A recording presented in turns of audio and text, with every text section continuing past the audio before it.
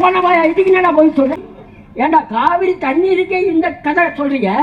இலங்கையில 1,88,000 பேரை ஒரே நாள்ல பொண்ணான அன்னைக்கு உங்க நைனா அந்த கட்டில் தூக்கி பீச்சுக்கு போய் 8 தலைகாணி சார். நான் கூட நினைச்சேன் இந்த உண்ணாவத்தில் சாகு வரையிட்டான், சித்தாதான் எழுந்து பார்ப்போம் தூக்கி தான் போன முடியுது. கட்சியில் பார்த்தா 4 மணி நேரம் உண்ணாவிரதத்துக்கு 8 தலைகாணி கட்லு, சைடில் ceiling fan, AC, air cooler எல்லாம் வந்து ஏசி, டிசி, பிசி, ஓசி எல்லாம் வந்துட்டாங்க. கட்சியில் ஒரு மயிரம் கொடுங்கல. ஆனால் சாயந்தரம் என்னாச்சு, அவன் கொத்து கொத்தா குண்டு போட்டு இலங்கை தமிழ்ன 1,58,000 பேரை கொன்ன வரலாறு கருணாநிதி வரலாறு. அங்கே பார்த்தா என்ன பண்ணுறான், பேனரில் கருணாநிதிக்கு கரல் விடுறான். அவன் தலையே பருள் விட்டுனுக்குது, இவன் கரல் விட்டுனுக்குறான். இதில் வேற பொய்யை எடுத்து கலந்து விடுறான். என்னாச்சு எல்லாமே இவனுக்கு தான், எல்லாத்துக்கும் காரணமே கருணாநிதி தான். அதனால தான் அவர் பேசாத ஆயிட்டார். இப்போ அவன் பிள்ளை என்ன பண்ணுறான்னா காவிரியை மீட்டே தீர்வுன்னு அடமானம் வச்சுக்கிறாங்க. எந்த மாறுவடிகள் அடமானம் வச்சுக்கிறான்? அடமானம் வச்சது நீங்க. காவிரி நீரங்க நைனா 1974 புதுப்பிக்காத தொட்டு தானே இவ்வளோ இழவெடுக்கிற வேலையை நடக்குது.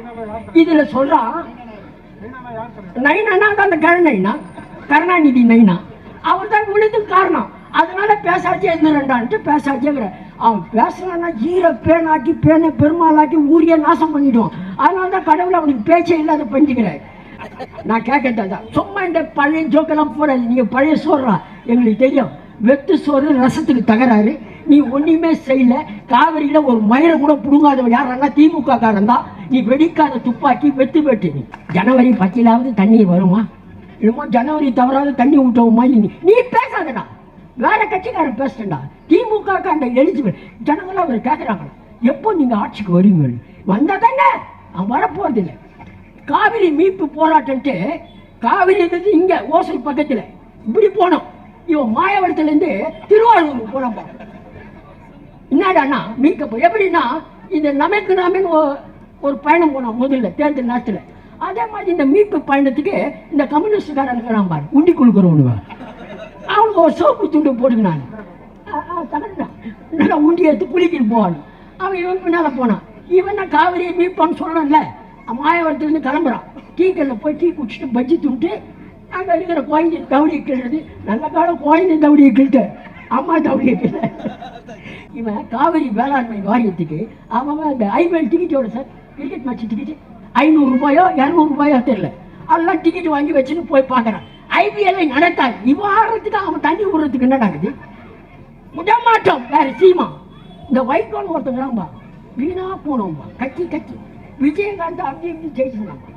இவனை கூட்டம் சேர்த்தான். அடுத்த முதலமைச்சர் தமிழ்நாட்டுக்கு விஜயகாந்த் தான். அவன் அன்னைக்கு தோத்தவன் தான். இனி வரை பேசவே இல்லை. அவனை பேசாத ஆக்கணும் ஒரே கில்லடி வைகோ தான். இப்போ என்ன சொல்றான்னா அடுத்த முதலமைச்சர் மு.க. ஸ்டாலின் தான். அப்ப என்ன மயிருக்கு நீ கட்சி ஆரம்பிச்சுக்கிறேன்? அவனை முதல்வராக என்ன ஏஜென்டா நீ? ஃபர்ஸ்ட் நீ தனியா நின்று ஜெயிக்க முடியாதா? பொண்ணு இந்த கூட்டத்தின் வாயில சவால் விடுற சனப்பண்ணி துறமுருகன் சொன்னான். இந்த கூட்டத்தில் மக்கள் எங்களை தான் வரும், உங்களை எல்லாம் கூட்டம் வரும், ஓட்டு வராது. இதை கருணாநிதி ஒரு கூட்டத்தில் சொன்னார். எம்ஜிஆர் ஒரு கூட்டத்தில் வரலாற்றிட்டு போய் அவ்வளோ ஓட்டை வாங்கிட்டார். இவர் சொல்றாரு நன்றி அறிவிப்பு கூட்டத்தில், எனக்கும் இந்த தூத்துக்குடியிலே ஏராளமான மக்கள் குவிந்தார்கள், பேச்சை கேட்டார்களே தவிர யாரும் ஓட்டை போட மாட்டேன். அதுவும் முகராசி. நீ புழுவன்றது அவங்களுக்கு தெரியுண்டா. பேசி பேசி இந்த தமிழ்நாட்டை வீணாக்கண்டே நீதான். போனவாயா இதுக்கு என்னடா போய் சொல்ற? திமுக எப்படி வர முடியும்? கருணாநிதி குடும்பத்தில் இருக்கிற ஸ்டாலின் வரலாம். ஸ்டாலினுக்கு பின்னால அவன் புள்ள உதயநிதி ஸ்டாலின் அவன். அப்புறமா அவன் வயிற்றுல புள்ள. இது என்ன குடும்ப சென்ட்ரல் கவர்மெண்ட் சர்வீஸ் ஆகுது. அப்போ செத்தா புள்ளிக்கு வேலைன்ற மாதிரி